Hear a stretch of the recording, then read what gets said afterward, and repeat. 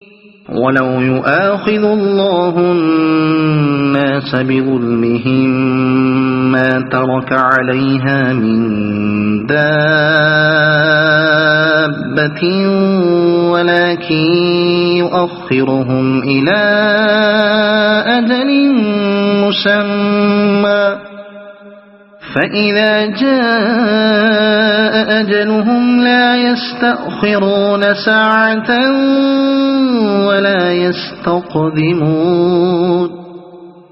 وَيَجْعَلُونَ لِلَّهِ مَا يَكْرَهُونَ وَتَصِفُ أَلْسِنَتُهُمُ الْكَذِبَ أَنَّ لَهُمُ الْحُسْنَى لَا جَرَمَ أَنَّ لَهُمُ النَّارَ وَأَنَّهُمْ مُفْرَطُونَ۔ اگر کہیں اللہ لوگوں کو ان کی زیادتی پر فوراً ہی پکڑ لیا کرتا تو روئے زمین پر کسی متنفس کو نہ چھوڑتا،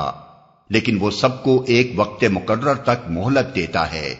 پھر جب وہ وقت آ جاتا ہے تو اس سے کوئی ایک گھڑی بھر بھی آگے پیچھے نہیں ہو سکتا۔ آج یہ لوگ وہ چیزیں اللہ کے لیے تجویز کر رہے ہیں جو خود اپنے لیے انہیں ناپسند ہیں،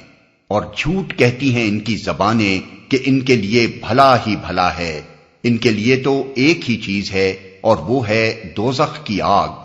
ضرور یہ سب سے پہلے اس میں پہنچائے جائیں گے۔ تاللہ لقد ارسلنا الى امم من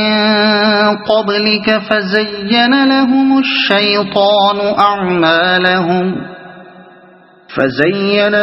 الشيطان أعمالهم فهو وليهم اليوم ولهم عذاب أليم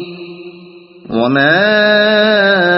أنزلنا عليك الكتاب إلا لتبين لهم الذي اختلفوا فيه وهدى ورحمة لقوم يؤمنون۔ خدا کی قسم اے محمد، تم سے پہلے بھی بہت سی قوموں میں ہم رسول بھیج چکے ہیں، اور پہلے بھی یہی ہوتا رہا ہے کہ شیطان نے ان کے برے کرتوت انہیں خوشنما بنا کر دکھائے اور رسولوں کی بات انہوں نے مان کر نہ دی۔ وہی شیطان آج ان لوگوں کا بھی سرپرست بنا ہوا ہے اور یہ دردناک سزا کے مستحق بن رہے ہیں۔ ہم نے یہ کتاب تم پر اس لیے نازل کی ہے کہ تم ان اختلافات کی حقیقت ان پر کھول دو جن میں یہ پڑے ہوئے ہیں۔ یہ کتاب رہنمائی اور رحمت بن کر اتری ہے ان لوگوں کے لیے جو اسے مان لیں۔ دوسرے الفاظ میں اس کتاب کے نزول سے ان لوگوں کو اس بات کا بہترین موقع ملا ہے کہ اوہام اور تقلیدی تخیلات کی بنا پر جن بے شمار مختلف مسلکوں اور مذہبوں میں یہ بٹ گئے ہیں، ان کے بجائے صداقت کی ایک ایسی پائیدار بنیاد پالیں جس پر یہ سب متفق ہو سکیں۔ اب جو لوگ اتنے بے وقوف ہیں کہ اس نعمت کے آ جانے پر بھی اپنی پچھلی حالت ہی کو ترجیح دے رہے ہیں، وہ تباہی اور ذلت کے سوا اور کوئی انجام دیکھنے والے نہیں ہیں۔ اب تو سیدھا راستہ وہی پائے گا اور وہی برکتوں اور رحمتوں سے مالا مال ہوگا جو اس کتاب کو مان لے گا۔ واللہ انزل من السماء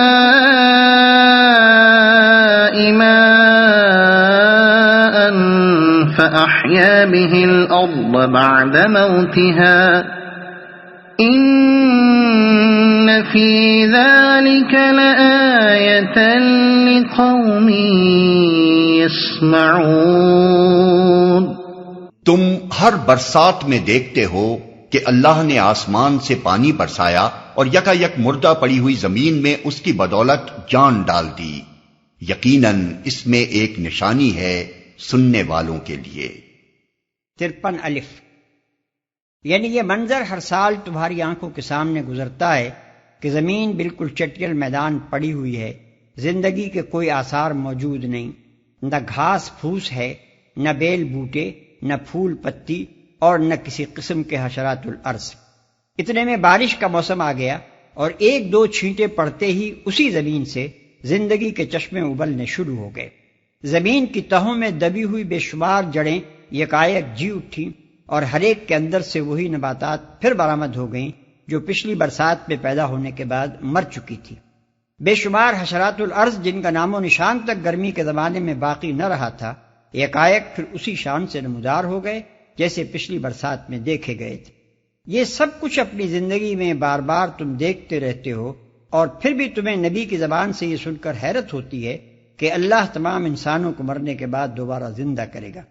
اس حیرت کی وجہ اس کے سوا اور کیا ہے کہ تمہارا مشاہدہ بے عقل حیوانوں کا سا مشاہدہ ہے۔ تم کائنات کے کرشموں کو تو دیکھتے ہو، مگر ان کے پیچھے خالق کی قدرت اور حکمت کے نشانات نہیں دیکھتے،